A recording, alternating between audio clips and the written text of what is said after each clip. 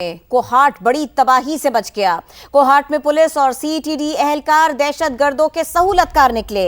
اسی بارے میں مزید بات ہوگی۔ سما کے نمائندے عبدالباسط گیلانی ہمارے ساتھ ہیں۔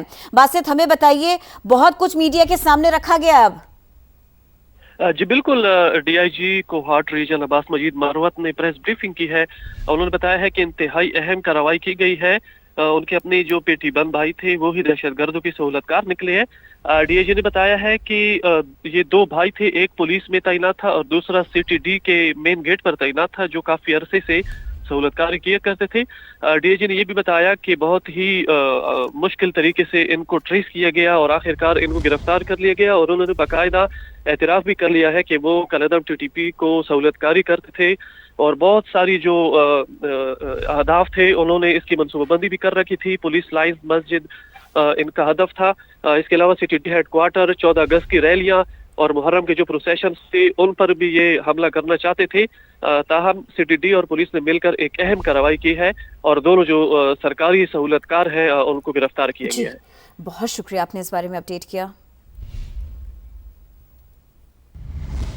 آگے بڑھیں، آپ کو بتائیں صحافی خاور حسین کی موت کیسے ہوئی۔ فیکٹ فائنڈنگ کمیٹی نے ابتدائی رپورٹ تیار کر لی ہے۔ ذرائع کے مطابق خاور حسین نے خودکشی کی۔ مزید بات ہوگی سما کے نمائندے حفیظ بلوچ سے۔ حفیظ، فیکٹ فائنڈنگ کمیٹی کی رپورٹ کی تفصیل بتائیے ہمیں۔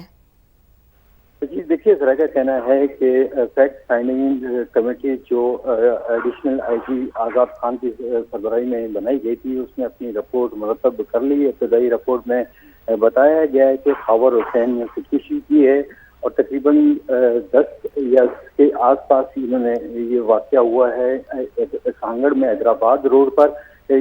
جو کی رپورٹ ہے، تمام شواہد سی سی ٹی وی فوٹیج کو مد نظر رکھتے ہوئے یہ رپورٹ منتخب کی گئی ہے، جسے وزیر داخلہ وزارت داخلہ کو یہ رپورٹ پیش کی جائے گی، جس کے بعد اگر وسعت چاہیں گے اس حوالے سے مزید تحقیقات یا خودکشی کی وجوہات جاننا چاہیں گے تو اس میں مزید پیش رفت کہا گیا ہے کہ اس کی بنیاد پر وہ مزید تحقیقات کریں گے۔ رپورٹ میں بتایا گیا کہ خاور حسین نے ایک بار ہوٹل کے اندر جا کر واش روم بھی استعمال کیا اور ہوٹل کے سامنے ٹائر شاپ پر جا کر ایک پن لی اور اسے موبائل نکال لی۔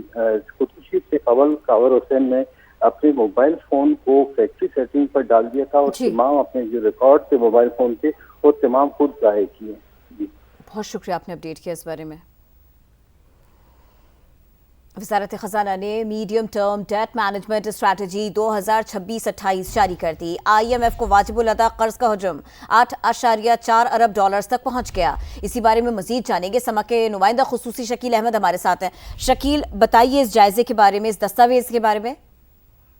دیکھیے، 3 سال کی جو پہلے کی جو اسٹریٹجی تھی 2023-26، اس کے بارے میں بتایا گیا ہے کہ زیادہ تر اہداف پورے کیے گئے ہیں، اور اب 2026-28 کی جو medium term debt management strategy جاری کی گئی ہے، اس کے مطابق آئی ایم ایف کو واجب الادا جو قرض کا جو والیوم ہے پاکستان کے ذمہ وہ 8.8 ارب ڈالر تک پہنچ گیا ہے، اور یہ بتایا گیا ہے کہ قرض آئی ایم ایف پروگرام کی ادائیگیوں کے مطابق ہے، یعنی جتنے پاکستان کو پیسے ملنے آئی ایم ایف سے اتنا ہی یہ والیوم ہے۔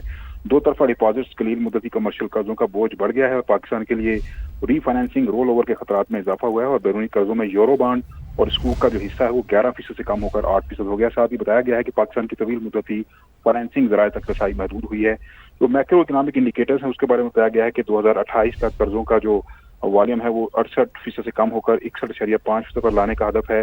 جی ڈی پی گروتھ 3 سال میں 5.7% تک ہو جائے گی، اور اس طرح مہنگائی جو ہے وہ 6.5% پر آ جائے گی، اور پرائمری سرپلس جو ہے وہ 1% آنے پر بتایا گیا ہے۔ وفاقی مالی خسارہ بھی 5% سے کم ہو کر 3.9% پر لانے کا ہدف ہے۔ جی بہت شکریہ، آپ نے اس بارے میں بتایا۔ سینٹ اجلاس کی تفصیل آپ کو بتائیں۔ سینٹ اجلاس میں اسلام آباد کے ترقیاتی منصوبوں میں مبینہ نقائص کی نشاندہی۔ پیپلز پارٹی کی پلوشہ خان نے چیف کمشنر اسلام آباد کو 3 اہم عہدوں پر تعینات کرنے کا معاملہ اٹھایا۔ وزیر مملکت ہلال چودھری نے بھی گفتگو کی۔ سارے کے سارے معاملے کے اوپر بات کریں گے۔ سما کے deputy bureau chief Behzad Salimi ہمیں جوائن کر رہے ہیں۔ بہزاد سلیمی، ہمیں بتائیے، پلوشہ خان اور طلال چودھری صاحب کے درمیان تھوڑی نوک جھوک بھی ہوئی؟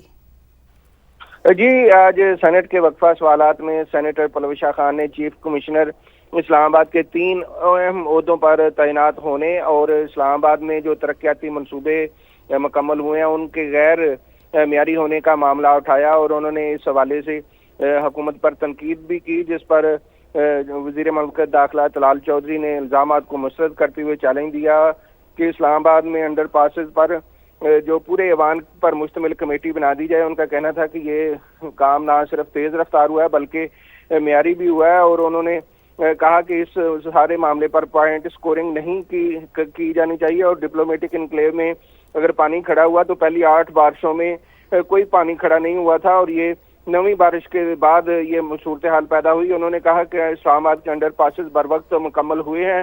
مسئلہ یہاں ترقیاتی منصوبوں کا نہیں ہے بلکہ چیف کمشنر کا ہے.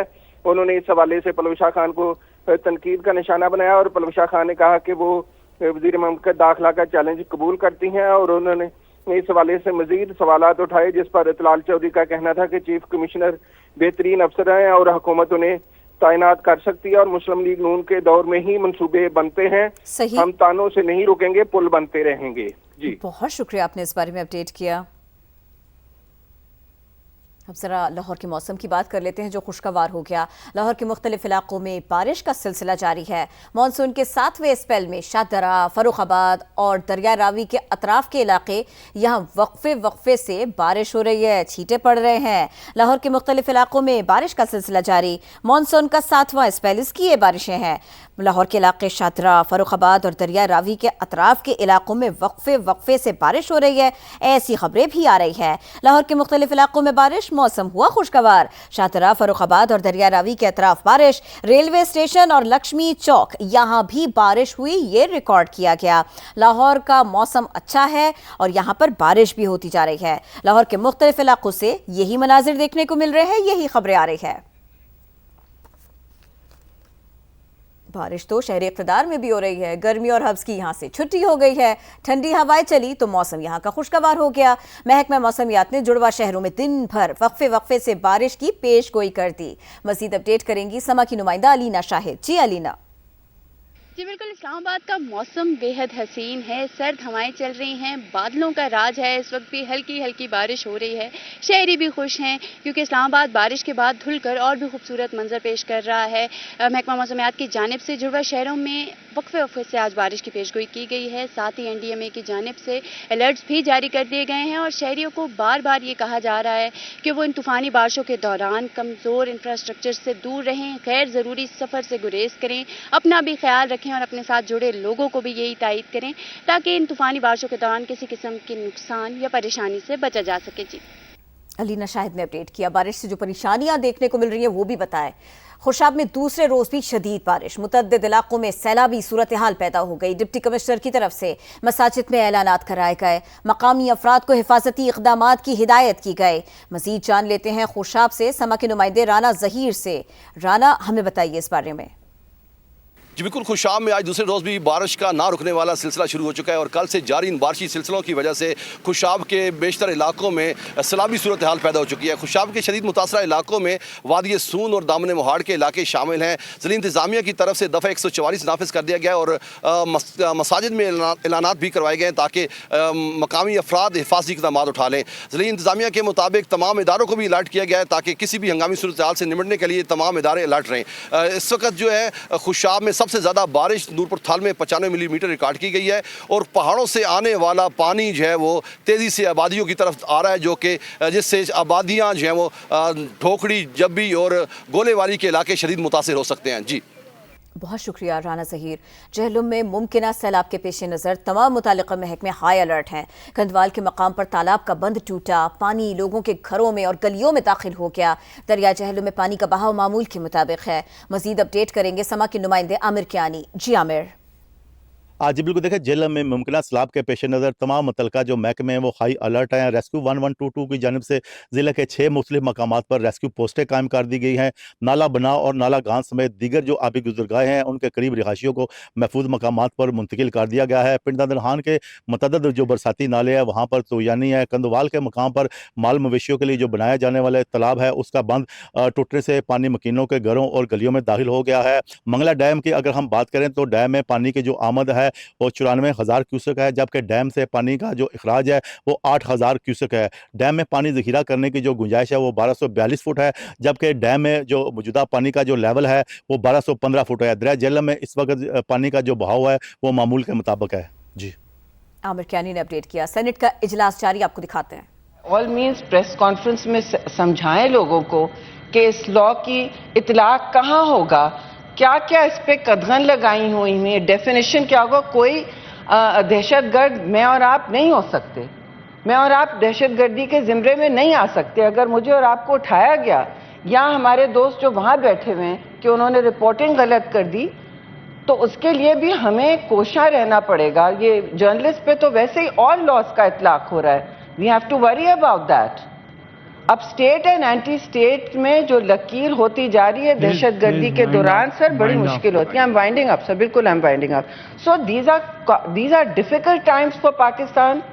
نو ون از پرفیکٹ. سینٹ کے اجلاس میں سینیٹر شہری رحمان بات کر رہی ہیں. خیبر پختونخوا کے سیلاب متاثرہ علاقوں کی بات کرتے ہیں جن کے لیے NDMA کی امدادی کارروائیاں جاری ہیں. آج سوات اور شانگلہ کے لیے 2 الگ الگ قافلے روانہ کیے گئے.